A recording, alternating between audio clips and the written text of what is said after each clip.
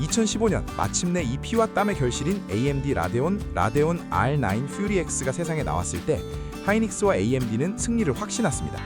기술적으로 HBM은 GDDR5를 압도했으니까요. 하지만 시장은 냉정했습니다. 왜 그랬을까요? 시장은 기술의 유수성보다 경제성과 생태계 락인 효과가 우선시되는 냉혹한 곳이니까요.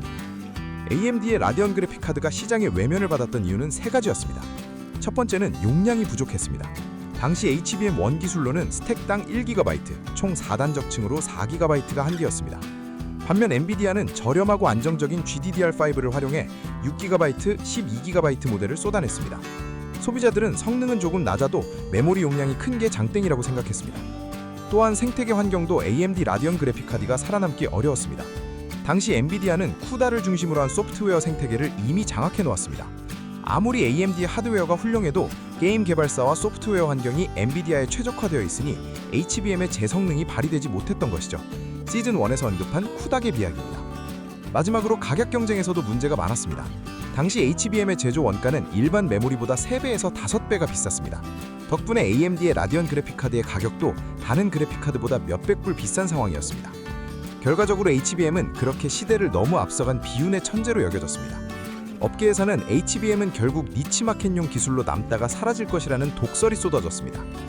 SK하이닉스의 투자자들도 가망 없는 기술에 왜 자꾸 집착하느냐며 비난을 쏟아부었습니다. 결국 시장에서는 아무도 HBM의 잠재성을 알아보지 못했습니다. 그러다 HBM의 잠재성이 부각되는 계기가 생깁니다. 바로 기술 표준화였습니다. 전방위적으로 압박을 받던 하이닉스는 HBM을 전 세계 반도체의 공용 언어로 만들기 위해 국제 표준기구인 제이덱의 문을 두드렸습니다.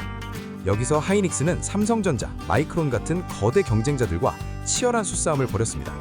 경쟁사들은 하이닉스가 주도하는 HBM 스탠다드를 탐탁지 않게 여겼습니다. 자신들만의 독자적인 규격이나 더 저렴한 대안 기술을 밀어붙이려 했죠. 가망이 없어 보였습니다. 그러나 하이닉스는 몇 가지 전략하에 움직였습니다.